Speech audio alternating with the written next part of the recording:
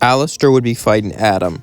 As they both continued their fight, Adam would get the upper hand, but before he could retreat, this time, Adam would decide to finish Alastor, as he used a massive wave of his power to destroy Alastor right there, right then, as his body laid there, as Alastor slowly lost conscious and faded away. As the battle ended, everything went like a cannon, but this time Alastor didn't show up, and Lucifer and Charlie would both find him there, laying there. As Charlie would begin to cry, Lucifer said I could bring him back, but he would be a baby. As Lucifer said this, everyone looked at Lucifer, shocked and surprised. Lucifer would say, well, his body's still here, but his mind and soul were damaged. Luckily, he wasn't entirely destroyed, but it's been damaged so bad it can't reincarnate. So I'll have to reset it. And if I did that, someone would have to take care of it. Husk would say, let's not do this. Angel would say, I know that you and Alastor had problems. Problems? He freaking owned me. He owned my soul, treated me like a pet. As they all looked down, suddenly Charlie would chip in. I think we should do it. We can teach him how to be good. Give him a second chance. And he wouldn't know his old life, right? Lucifer would say, yeah, he would have no memories of his old life. So he would take care of him. As they all looked around, Charlie would say, I'd do it. If you want me to. As she looked at Vaggie, Vaggie would think for a moment. This was crazy, even for them, but they had no choice. As Vaggie would say, I'm right with you, hun. As then Lucifer would say, excellent, let's get this over with. As suddenly, the ground started to shake.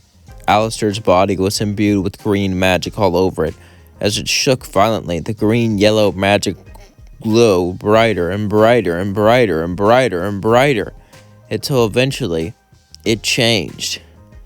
As then it turned into a baby Alastor.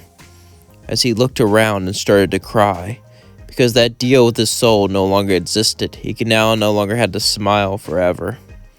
As the baby kept crying, Charlie would pick it up and say, well, I guess that's our job now, to take care of you and to rebuild the hotel. Lucifer would say, yeah. Vaggie would say, could you do the same thing with Sir Pentious? I could, but his body was completely destroyed, unlike with Alastor, and I can feel that his soul was still alive. Everyone was shocked as then Lucifer flew away. As then, Charlie and Vaggie would start to rate Alastor like Alastor was their own child, and they slowly started to love Alastor. They loved him like a son, and everyone did. Even Husk. Husk was very, suspicious that he might remember some things, considering the whole situation, but Alastor was a happy child. Without him growing up the way he did, he was very happy, and he was very good to the people around him.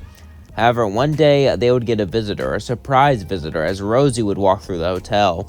You see, no one knew that Alastor became a kid. Since he was a kid, they kept him in the hotel for his safety. After all, Alastor had a big target on his head. He could always defend himself since he was an overlord, but now that he's just a kid, that defense is kind of gone. As Rosie would walk around, Charlie would say, what are you doing here? I miss Alastor. No one reported his demise, but no one knows where he is. As Charlie sighs, he said, I know where he is. Follow me.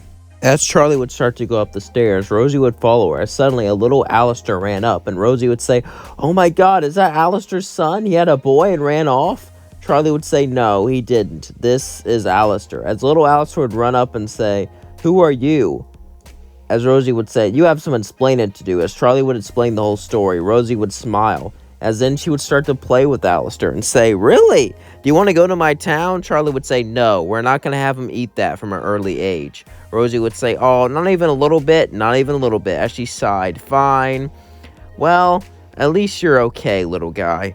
You know, when you grow up, you can be very powerful and make a lot of friends. Alastor would say, really? Yeah. I like you, nice lady. I like you too. As Rosie and Alastor started to get along, as they started to play together. As this was going on, we cut to V and Vox. The radio demon has been pursued missing. Vox has been looking for him for years now. Deep down, he assumed that he's still alive, and he's looking for him everywhere. However, Val was going to tell him something. As Val walked up, Foxy, you know I love you, but we have to end this search. The radio demon isn't alive. You don't know that. I had Velvet look into things with spies. She'll come out and realize that he's still alive as Val would sigh and say, "All right, whatever you say." As Vox and Val sat down, eventually Velt would walk in. As Val would say, "Tell Vox he's crazy. Tell him that Alastor is not alive anymore." Velvet would then sigh and say, "I wish I could, but he is." Only Vox would stand up and say, "Yes, F yes, yes, yes, in your face, in your face. I knew it, I knew it, I knew it." As then Val would say, "How?" It turns out he was reincarnated into a child. As Vox would say, "What?" He was defeated by Adam, but his soul survived. So Lucifer, as a favor for protecting his daughter, reincarnated him as a child. And in fact, Charlie's raising him, so he should become, well, very naive and innocent. So he's really no threat. Val would say, "Oh, aren't you happy? You don't have to worry about." Vox would say, "No, no, no. I should have been the one to destroy him. I should have been the one to get rid of him. No, no, no." As Vox was about to run out there, he stopped himself. He was about to pull a Val and act on his emotions. As he said, "What's wrong with me?" As he just walked out. Meanwhile, we cut back to Al. As years would pass, Alastor would become loved by his family, and he would view them all as family, as each one of the family members loved him deeply. Charlie and Vaggie were like moms to him, and Lucifer was like his fun uncle. Husk was there, distant, but he was like his best friend. Nifty was that fun troublemaker, and each person had their own role. However, one day, Charlie would walk up to him and say, "I think it's time that you learn magic." Alastor would say, "Magic? Yeah. Magic has a lot of abilities, and I know for a fact you can do it." As Alastor would follow Charlie, Charlie would try to teach him magic, but it didn't work.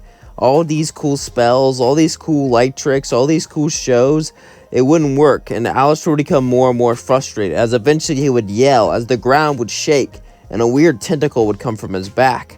As it worked, suddenly Charlie would say, "Can you not do that? I mean, anger's never..." "No, Mom, can't you see? It's anger. Anger is what powers my power." As then he would summon more tentacles by thinking of angry things and start to do stuff with them, start to run around with them, start to climb the floors with them. As Charlie was amazed, he was also terrified that anger was the source of his power. What if he became too angry and couldn't be controlled one day? But then she remembered something. This was her son now, and she must love and trust her son. As she hugged Alastor, Alastor would hug her. As she would say, "I love you," Alastor would smile and say, "I love you too." As the love between a mother and son was intense, and it was truly genuine and truly kind. Meanwhile, we cut to Vox. Vox has been trying to hide this obsession. Alastor's 9 years old now. He should have had time to grow out of it, but he can't. He's still obsessed with Alastor. So he decides he's going to take him out right here, right now, before he can grow up into something else, into something stronger. So as he waited, as he spied on Charlie and Alastor, and waited for them to walk out into the park. As eventually, Vox would do a disguise and be able to lure Alastor away. He would use magic to make him see visions, to make him walk away. And as he was away, Vox would walk in front of him and say, "Hello there. This is a long time coming." Alastor would look up and see Vox. Vox would summon his electricity. As suddenly, Alastor would say, "You want to play?" As he would use his tentacles to fight back. As this would make Vox mad, he would start to yell at him and yell obscenities. As then, Alastor began to cry. "That's not very nice, TV man." As Vox was going to finish him off, something happened.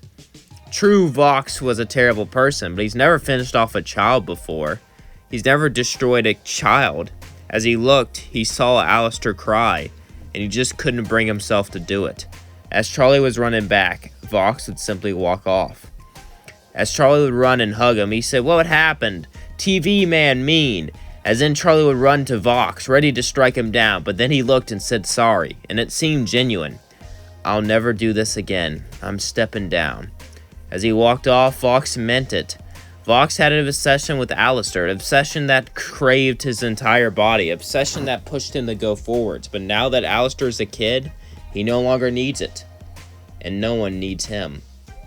As then, Charlie would take Alastor back to raise him like normal. Alastor's personality would be different. It would develop differently, and he would be happy.